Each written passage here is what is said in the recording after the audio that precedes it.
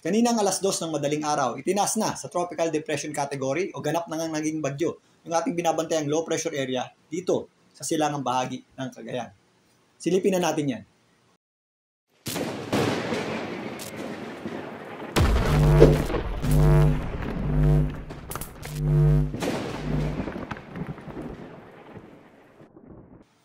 Welcome po muli sa Philippine Weather Trivia. Again, para po sa mga bago sa channel na to. Ako nga pala si Alvin Pura, isang meteorologist at ang inyong weather tito. Meron na nga po tayong ikapitong bagyo ngayong taon at ang unang bagyo natin ngayong Agosto.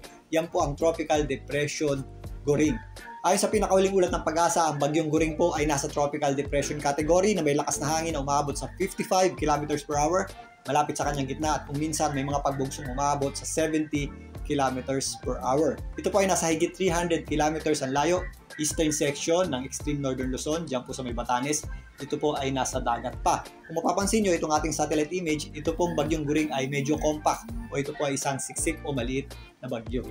So narito ang official forecast track ng Pag-asa para sa bagyong Goring. Sa kasalukuyan nga, ito ay nandito sa dagat sa silangang bahagi ng extreme northern Luzon at posible po itong lumakas pa as a tropical storm in the next 12 hours. Maaari po itong magtagal o tumambay dito sa eastern section ng extreme northern Luzon at northern Luzon. At pinapakita nga dito na posibleng bumaba at mag-loop ang bagyong Goring. So maaari pong magtagal ng higit 5 araw ang bagyong Goring sa loob ng ating Philippine Area of Responsibility. Although nasa tubig pa at medyo compact nga ang bagyong Goring, medyo malapit din po yan dito sa extreme northern Luzon at northern Luzon. So posibleng magtaas ng tropical cyclone wind signal ang Pag-asa mamayang hapon hanggang gabi. Pero not necessarily magla-landfall o tatama agad sa lupa ang bagyong Goring kapag meron tayong nakataas na tropical cyclone wind signal. Meron po yung tinatawag na lead time. So yan po ay tinataas para mag-account sa anumang posibleng pagbabago ng direksyon at lakas nitong bagyong Goring. So may possibility na kapag kumilos yan ng pakaliwa ng kaunti, yung kanyang panglabas na kaulapan ay sumaya dito sa hilagang bahagi ng Luzon at extreme northern Luzon. Medyo magiging erratic po ang lakas at direksyon nitong bagyong Goring in the next few days. Pero habang nandito nga po yan sa northeastern section ng ating bansa, posible rin po yan magpalakas o humila ng habagat or southwest monsoon na maaari namang magdala ng pag-ulan dito sa western section ng ating bansa, malayo sa mismong bagyong Goring.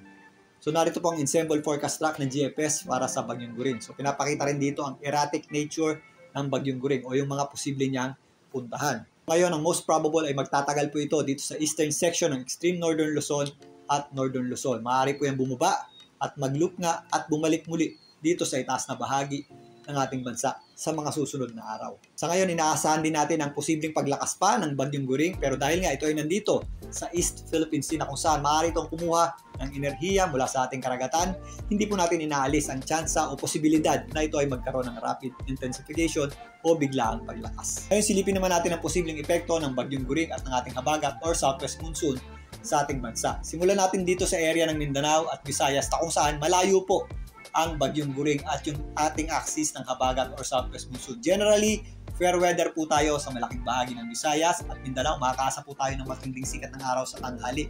Pero may mga pagkakataon pa rin na nagkakaroon tayo ng mga isolated o localized na pagulan o thunderstorms kadalasan tuwing hapon o gabi. Ito pong mga kaulapan dito sa area ng Mimaropa, Bicol Region, Calabarzon, Metro Manila at Central Luzon ay inflow ng ating habagat or southwest monsoon. Pero generally, fair weather din po tayo maliban lang sa mga isolated o localized na pagulan at thunderstorms na kadalasan ding nangyayari tuwing hapon at gabi.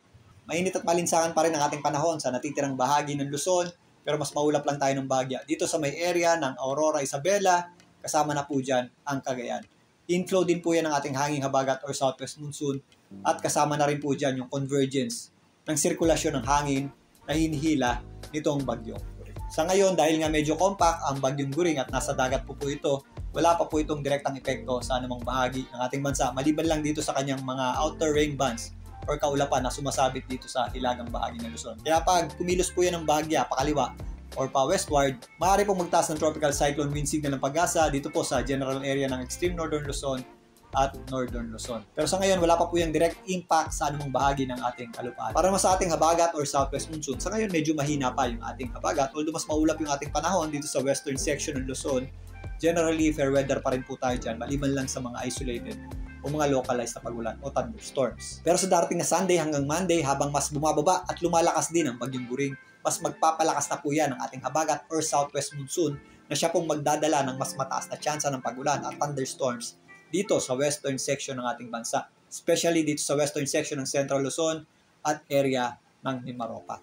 Possible din maapektuhan ng habagat or southwest monsoon. Ito pong western section ng Northern Luzon, kasama na rin po dyan ang Western Visayas sa darating na linggo hanggang Lunes.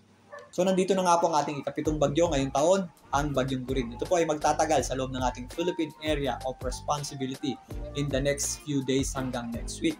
Kaya paghandaan po natin ang mga posibleng epekto ng Bagyong Guring at ng habagat or southwest monsoon sa ating bansa. Maliban dyan, meron din pong bagyo dito sa labas ng ating Philippine Area of Responsibility na higit 2,700 kilometers ang layo sa ating kalupaan. Sa ngayon, wala po yang magiging direktang epekto sa ating bansa at napakalayo po niyan. Pero, ito pong bagyo sa labas ng ating PAR, ito pong cloud cluster na nandito sa silangang bahagi ng Visayas na nasa labas din ng ating PAR ay parte ng isang malawakang sirkulasyon o yung tinatawag na ating monsoon gyre. May kinalaman po yan sa pagloop o pagsubsob ng Bagyong Guring. Yan po ay tatalakayin natin mamaya.